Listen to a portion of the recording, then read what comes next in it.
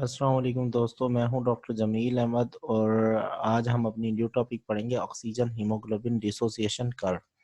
तो इस टॉपिक को समझना जो है ना ज़रा अक्सर लोगों को मुश्किल लगता है, ख़ास तौर पर इसके ग्राफ को समझना, जो कर्व है उसको समझना और प्लस में जो है कर्व के हवाले से जो ज़्यादा इन्फॉर्मेशन है उसे समझना ज़रा मुश्किल लगता है। अब हम इस तरीके से बात करेंगे ताकि हमारे लिए सारी की सारी चीज़ें मैकेनिज़्म्स भी क्लियर हो जाएँ कि कौन-सी चीज़ें राइट शिफ्ट कराती हैं और क्यों करवाती हैं और कौन-सी चीज़ें लेफ्ट शिफ्ट करवाती हैं और क्यों करवाती हैं। ये सारी की सारी चीज़ें हम इंशाल्लाह इस वीडियो के अंदर कवर करेंगे। तो पहले हम आपसे गुज़ारिश करते हैं कि हमारा यूट्यूब चैनल है essential medical learning with doctor Jameel Ahmed, आप सब उसे सब्सक्राइब करें और शेयर करें ताकि ज़्यादा से ज़्यादा लोग उससे फ़ायदा उठा सकें। तो अब हमें सबसे पहले जो चीज़ें समझनी होती हैं वो होता है समझना कि भई हीमोग्लोबिन जो मॉलिक्यूल है वो ऑक्सीजन को कैरी करता है और 4 साइड्स होती हैं उसको कैरी करने के लिए, यानी ऑक्सीजन को कैरी करने के लिए 4 साइड्स होती हैं। अब ये जो 4 साइड्स, ये सपोज़ यहाँ पे एक ऑक्सीजन लगेगा, दूसरा, तीसरा और चौथा। अब यहाँ पे जो हमने ये बात की कि भई ये 4 साइड्स होती हैं, तो याद रखें कि जो ऑक्सीजन हीमोग्लोबिन की बाइंडिंग है वो एक मख़सूस पैटर्न के साथ चलती है। मसलन एक जो हमारा सपोज़ ऑक्सीजन है उसका बाइंड जो होना है हीमोग्लोबिन के मॉलिक्यूल के साथ, वो हेल्प करता है या एफिनिटी को इंक्रीज़ करता है हीमोग्लोबिन की दूसरे ऑक्सीजन के लिए।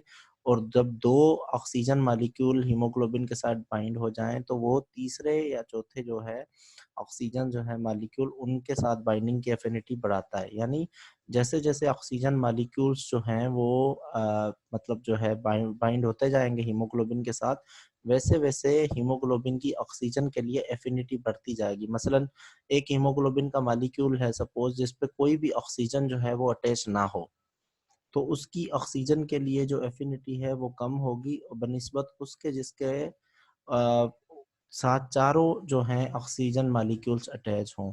या फिर इस तरह आप समझें कि एक हीमोग्लोबिन का मॉलिक्यूल है जिसके ऊपर जो है सिर्फ एक ऑक्सीजन मॉलिक्यूल बाइंड हो और 3 साइड्स उसकी जो हैं वो खाली हों, तो एक जो बाइंड है उसकी एफिनिटी जो होगी वो बनिस्बत उस हीमोग्लोबिन मॉलिक्यूल के कम होगी जिस पे 2 ऑक्सीजन मॉलिक्यूल्स बाइंड है।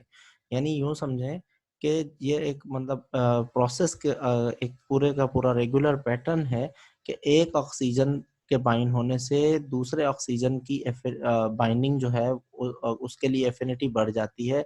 2 के बाइंड होने से तीसरे की बाइंडिंग की एफिनिटी बढ़ जाती है और 3 के बाइंड होने से चौथे की बढ़ जाती है। इस प्रोसेस को हम कहते हैं पॉजिटिव कोऑपरेटिविटी।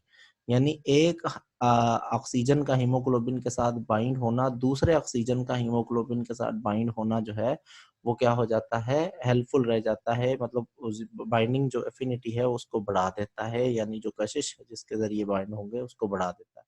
ये चीज़ें हमारे लिए समझना ज़्यादा ज़रूरी थी पहले। तो उसके बाद हम आएँगे अपने ग्राफ की तरफ, अपने असल टॉपिक की तरफ। यहाँ पे ये देखें कि हमने कर्व जो है ये पूरे का पूरा कर्व है। एक बात इसमें समझ लेनी है कि ये जो कर्व है ये है सिग्मोइडल शेप। कौन-सी शेप का है? सिग्मोइडल है, ये लीनियर नहीं है। इस तरह नहीं है कि जी मतलब partial pressure of oxygen increase होता जाए, जैसे-जैसे इंक्रीज़ होता जाए वैसे-वैसे हीमोग्लोबिन कंसंट्रेशन बढ़ती जाए, ये इस तरह नहीं बना हुआ बल्कि ये सिग्मोइडल शेप है। इनिशियली ये देखें किस तरह जा रहा है, इधर से ऐसे जा रहा है फिर ऊपर जाके ये फ्लैट हो रहा है।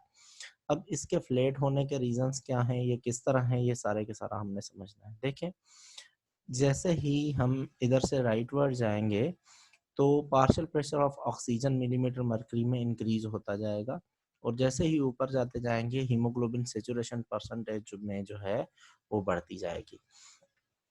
अब हीमोग्लोबिन सैचुरेशन का मतलब है ऑक्सीजन का हीमोग्लोबिन के साथ बाइंड होना। 50% का मतलब है कि 2 ऑक्सीजन एक हीमोग्लोबिन के साथ बाइंड हैं। 100% का मकसद ये है कि साथ चारों ऑक्सीजन हीमोग्लोबिन के साथ बाइंड हैं। ठीक है? अब दूसरी जो पॉइंट होती है यहाँ समझने की वो है P50। P50 ये एक ऐसा प्रेशर है, यानी ये ऐसा पार्शियल प्रेशर है ऑक्सीजन का जिस पर 50% सैचुरेशन मिले। यानी ऑक्सीजन का ऐसा पार्शियल प्रेशर, वो पार्शियल प्रेशर जिस पे हमें 50% ऑक्सीजन सेचुरेशन मिले, यानी एक हीमोग्लोबिन पे 2 जो है ऑक्सीजन बाइंड हो जाए और 2 साइड्स खाली रह जाएं, तो उसको हम P50 कहते हैं। उस पार्शियल प्रेशर को हम P50 कहते हैं, जो नॉर्मली 25 है। यानी 25 मिलीमीटर मरकरी वो प्रेशर है जिस पर हमारे 50% हीमोग्लोबिन सेचुरेशन होती है। ठीक है, ये बात हमने समझ लेनी है। अब ग्राफ्स के अंदर क्या होता है, जब राइट और लेफ्ट शिफ्ट होती है तो ये P50 भी शिफ्ट होता है। ठीक है, वो हम बाद में बात करेंगे कि जी ये किस तरह शिफ्ट हो रहा है और इसमें क्या कौन कौन सी चीजें समझने की होती हैं। यहाँ पे हमने ये बात समझ ली।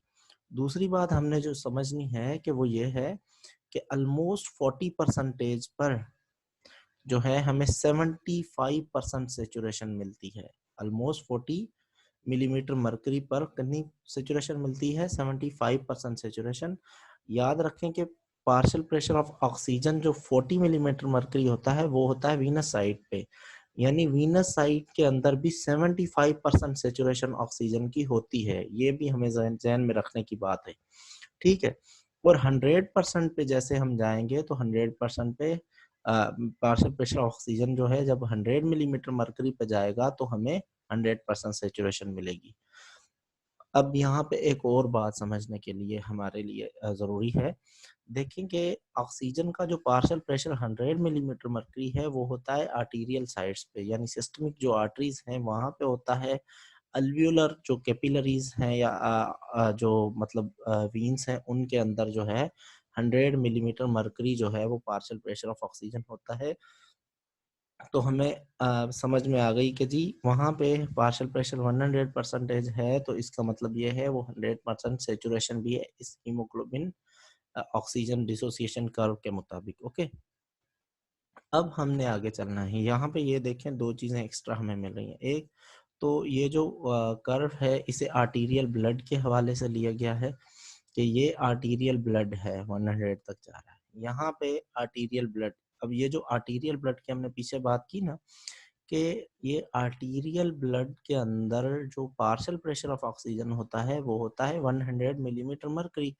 तो ये देखें आर्टीरियल ब्लड का जो मतलब लाइन है वो भी यहाँ पे, और जो partial pressure of oxygen in means होता है वो होता है 40, तो ये 40 पे है। और देखें ये जो लाइन जा रही है थी यहाँ पे ये 75% के साथ कोइंसाइड हो रही है, तो हमें पता चला कि जो मिक्स वीनस प्रेशर है वो 40 मिलीमीटर मरकरी है और उस प्रेशर पे 75% हीमोग्लोबिन सेचुरेशन मिलती है। अब हमने एक बात समझ ली कि 40 मिलीमीटर मरकरी पे 75% सेचुरेशन मिलती है और 25% पे हमें P50 यानी हाफ या 50% सेचुरेशन मिलती है। यानी दो हीमोग्लोबिन एक हीमोग्लोबिन के साथ दो जो है ऑक्सीजन मॉलिक्यूल्स बाइंड होंगे। अब हमने आगे चलना है, यहाँ पे ये भी देख ले कि 25 पे 50% यानी 25 millimetre mercury is the P50 pressure. Okay, 40 millimetre mercury पे 75% मिल रही है। ठीक है, अब हमने आ जाना है अपनी असल टॉपिक की तरफ कि जो समझना हमारे लिए ज़रा मुश्किल हो जाता है। वो ये है कि जी ये जो राइट शिफ्ट हो रही है और लेफ्ट शिफ्ट हो रही है इनके जो काजेज हैं उनको किस तरह समझाया जाए कि भाई ये किस तरह हो रहे हैं। एक बात आपने जहन में रख लेनी है कि ये जो भी काजेज हैं इनमें एक तो ये 2,3-DPG जो है इसको आपने एक अलग वे में समझना है। इसके समझने के लिए आपने एक अलग वे रखना है। बाकी टेम्परेचर को एक्सरसाइज के तौर पे समझना है। पीएच और partial pressure of carbon dioxide जो है इस पे भी हम बात करते हैं। एक बात समझ लें कि partial pressure of carbon dioxide जो है ये डायरेक्टली रिलेटेड है पीएच से। मतलब डायरेक्टली का मतलब ये है कि ये इन्वर्सली प्रोपोर्शनल है, यानी जैसे ही partial pressure of carbon dioxide बढ़ेगा पीएच रिड्यूस हो जाएगी ऑटोमेटिकली। ओके, और दूसरी जो बात यह है कि टेम्परेचर के बढ़ने से मुराद यहाँ पे ये है कि मेटाबॉलिक एक्टिविटी इंक्रीज हो। मेटाबॉलिक एक्टिविटी इंक्रीज हो, फिर वो एक्सरसाइज की वजह से हो या बेजल मेटाबॉलिक रेट इंक्रीज हो जाए उसकी वजह से हो, तो भी कार्बन डाइऑक्साइड का पार्शियल प्रेशर बढ़ेगा। यानी इंक्रीज इन टेम्परेचर और exercise also shows increase in partial pressure of carbon dioxide and decrease in pH also shows increase in partial pressure of carbon dioxide। तो ये जो 3-4 चीज हमें बात की हमने, ये पॉइंट्स, तो ये सारी की सारी रिलेटेड है increase in partial pressure of carbon dioxide. अब देखें, हमें एक रूल पता है कि partial pressure of carbon dioxide और पार्शियल प्रेशर ऑफ ऑक्सीजन जो है बॉडी के अंदर, दोनों एक दूसरे के साथ इनवर्सली रिलेटेड होते हैं।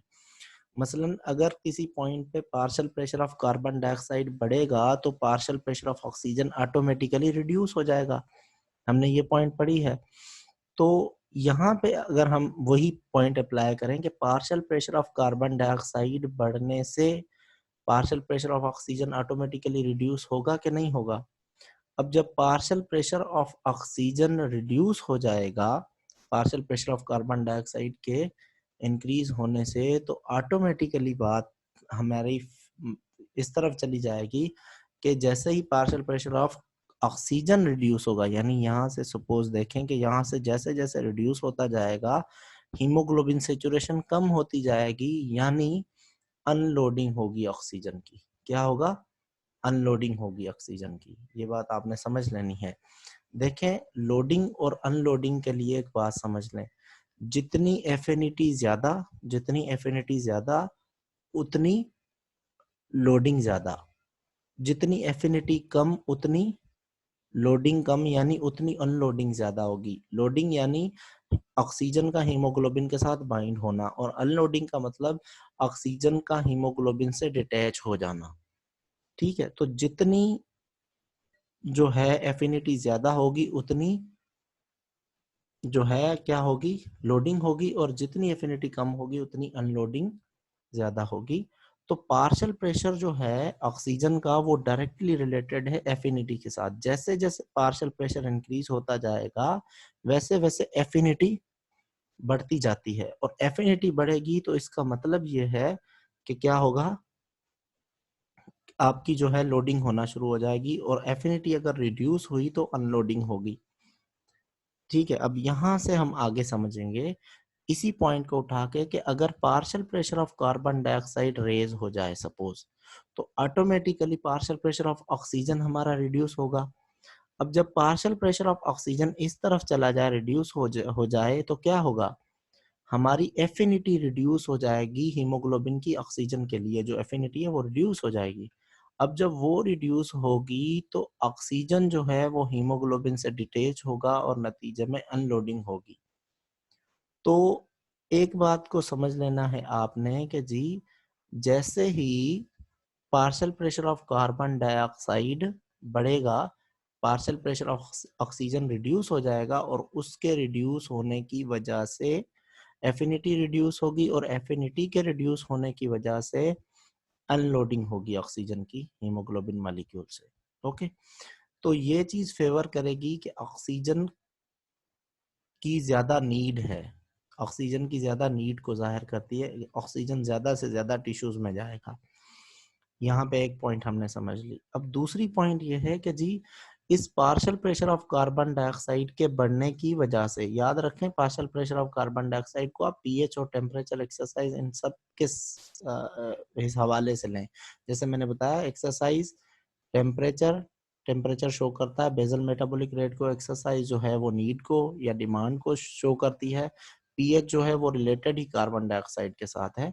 तो सिर्फ partial pressure of carbon dioxide को समझने से ये सारी बातें हमें समझ में आ जानी चाहिए। अब यहाँ पे देखें कि partial pressure of carbon dioxide के इंक्रीज होने से partial pressure of oxygen reduce हुआ, वो कंसेप्ट हमने समझ लिया। अब सपोज हमसे कोई ये सवाल करे कि भाई partial pressure of carbon dioxide तो इंक्रीज हुआ, लेकिन अब ये बताओ कि partial pressure of carbon dioxide के इंक्रीज होने से P50 किस प्रेशर पे मिलेगा, P50 किस प्रेशर पे मिलेगा। तो अब सोचें जरा कि पहले partial pressure of carbon dioxide suppose कुछ कम था, अब ज्यादा हो गया। अब partial pressure of carbon dioxide के ज्यादा होने से हमें उतना ही ज्यादा पार्शियल प्रेशर ऑफ ऑक्सीजन बढ़ाना पड़ेगा, यानी relative to partial pressure of carbon dioxide partial pressure of oxygen हमें उतना ज्यादा बढ़ाना पड़ेगा। ताकि हमें क्या मिले, 50% हीमोग्लोबिन सेचुरेशन मिल सके। अब जैसे 25 मिलीमीटर मरकरी पे हमें क्या मिल रही थी, 50% सेचुरेशन, अब उस तरह नहीं हो पाएगा। क्यों नहीं हो पाएगा? क्योंकि कार्बन डाइऑक्साइड बढ़ चुका है, partial pressure of oxygen reduce हो चुका है। अब हमें इस partial pressure of carbon dioxide पर ही 50% सेचुरेशन चाहिए, तो हमें पार्शियल प्रेशर ऑफ ऑक्सीजन को बढ़ाना पड़ेगा P50 लेने के लिए। अब जैसे ही हम पार्शियल प्रेशर ऑफ ऑक्सीजन बढ़ाएंगे at the same partial pressure of carbon dioxide पे, तो ऑटोमेटिकली P50 इंक्रीज हो जाएगा और हमारा ग्राफ राइट शिफ्ट हो जाएगा। यानी ये जो हीमोग्लोबिन ऑक्सीजन हीमोग्लोबिन कर्व है, ये राइट शिफ्ट होगा। वो राइट शिफ्ट इसलिए होगा क्योंकि P50 जो है वो क्या हो रहा है, इंक्रीज हो रहा है। तो एक तो हमने समझ लिया कि राइट शिफ्ट होने की वजह से क्या हो रहा है, अनलोडिंग बढ़ रही है और उसके साथ साथ P50 इंक्रीज हो रहा है। अब P50 के इंक्रीज होने की वजह से ही राइट शिफ्ट हो रही है। यहाँ पे ये बात क्लियर हो गई। अब यही बात यहाँ पे अप्लाई कर दें हम, कि टेम्परेचर हो, पीएच हो या partial pressure of carbon dioxide, ये सारे के टेम्परेचर और पीएच जो है ये related he partial pressure of carbon dioxide के साथ है। जैसे हमने यहाँ बात की कि partial pressure of carbon dioxide को इंक्रीज करने से partial pressure of oxygen reduce होगा, तो यहाँ पे हम बोलेंगे partial pressure of carbon dioxide के रिड्यूस होने से partial pressure of oxygen increase होगा। अब जब partial pressure of oxygen increase होगा तो क्या होगा कि जी, जो partial pressure of oxygen increase हुआ तो सेचुरेशन बढ़ेगी, एफिनिटी बढ़ेगी।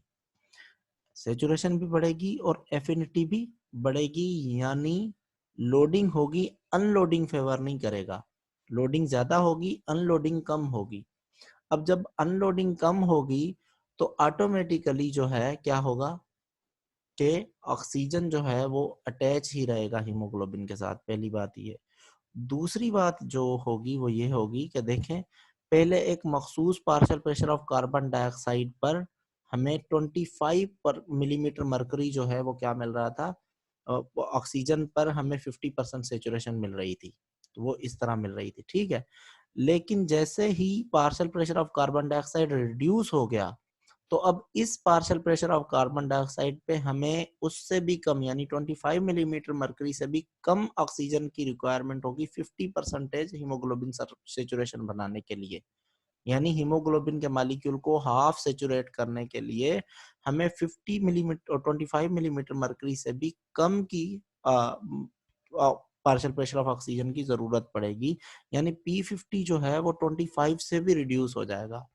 और यही वजह है कि P50 के रिड्यूस होने की वजह से, यानी जो ऑक्सीजन हीमोग्लोबिन कर्व है उसमें P50 जो है वो रिड्यूस होता है और उसके रिड्यूस होने की वजह से oxygen haemoglobin haemoglobin oxygen haemoglobin जो कर्व है वो लेफ्ट शिफ्ट हो जाता है। अब यहाँ पे हमने जिस तरह बात की कि जो कर्व जो है वो अगर राइट शिफ्ट हो तो राइट शिफ्ट होने की वजह से एक तो जो है वो लोडिंग और अनलोडिंग बढ़ेगी, और दूसरा P50 इंक्रीज हो रहा है और उसके इंक्रीज होने को आप समझ लें कि राइट शिफ्ट है।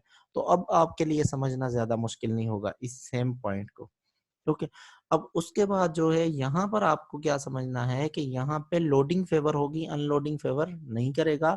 और दूसरी बात यह है कि P50 रिड्यूस हो रहा है और रिड्यूस होने की वजह से हमारा जो ग्राफ है वो लेफ्ट शिफ्ट की तरफ जा रहा है, ठीक है।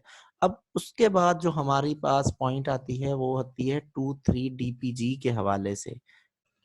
अब ये जो 2,3 DPG है ना, ये जो हमारे रेड ब्लड सेल्स होते हैं उनमें ग्लाइकोलाइसिस का बाय प्रोडक्ट है, ठीक है। अब ये किस तरह होता है, असल में ये जो 2,3 DPG है ये बाइंड होता है डीऑक्सी हीमोग्लोबिन के साथ, यानी ऐसा हीमोग्लोबिन जो ऑक्सीजन के साथ अभी बाइंड ना हुआ हो, यानी ऑलमोस्ट 75% सेचुरेशन वाले को हम डीऑक्सी हीमोग्लोबिन कहते हैं, या 60 तक आप ले जाएं, ठीक है। तो अब ये जो 2,3 DPG है ये असल में प्रोड्यूस कब होता है, इसकी प्रोडक्शन फेवर होती है हाई एल्टीट्यूड पे। अब जब कोई भी बंदा हाई एल्टीट्यूड पर रहता है तो हाई एल्टीट्यूड वाली जो जो भी जगह हैं, पहाड़ी जो इलाके हैं, माउंटेन एरियाज, वहाँ पे जो ऑक्सीजन का एनवायरनमेंट के अंदर पार्शियल प्रेशर होता है वो कम होता है। अब वहाँ पे एनवायरनमेंट में जब पार्शियल प्रेशर कम होता है तो डेफिनेट बात है कि बॉडी के अंदर भी जो ऑक्सीजन जाता है वो कम जाएगा, उस तरह नहीं जाएगा जैसे नॉर्मली दूसरे एरियाज में जाता है, यानी सी लेवल पे। तो उसके कम जाने की वजह से क्या होता है, ऑक्सीजन जो है वो उसकी डिफ्यूजन उस तरह नहीं होती जिस तरह माउंटेन एरिया और सी लेवल पे होती है। तो माउंटेन एरियाज पे इन्वायरमेंट का पार्शियल प्रेशर ऑक्सीजन रिड्यूस होने की वजह से रेड ब्लड सेल्स में ये 2,3-DPG की प्रोडक्शन बढ़ती है और ये डीऑक्सी हीमोग्लोबिन के साथ बाइंड होता है। और इसका बाइंड उसके साथ होना यानी हीमोग्लोबिन के साथ डीऑक्सी हीमोग्लोबिन के साथ बाइंड होना ऑक्सीजन की जो हीमोग्लोबिन के लिए एफिनिटी है उसको रिड्यूस कर देता है। अब जब उसकी एफिनिटी ऑक्सीजन के लिए रिड्यूस हो जाएगी हीमोग्लोबिन की, तो नतीजे में क्या होगा, हीमोग्लोबिन की जो अनलोडिंग है वो बढ़ जाएगी, यानी टिश्यूज की तरफ जो अनलोडिंग होती है, टिश्यूज को देने के लिए ऑक्सीजन जो अनलोड होता है हीमोग्लोबिन से, ये प्रोसेस बढ़ जाएगा। अब जब ये प्रोसेस बढ़ जाएगा तो यहाँ पे एक मसला होगा कि जी मतलब इस तरह होगा कि एक तो मतलब पार्शियल प्रेशर ऑफ ऑक्सीजन जो है वो भी उतना मेंटेन नहीं रहेगा, वो कम होने की वजह से जो है वो ट्रांसफर हो जाएगा।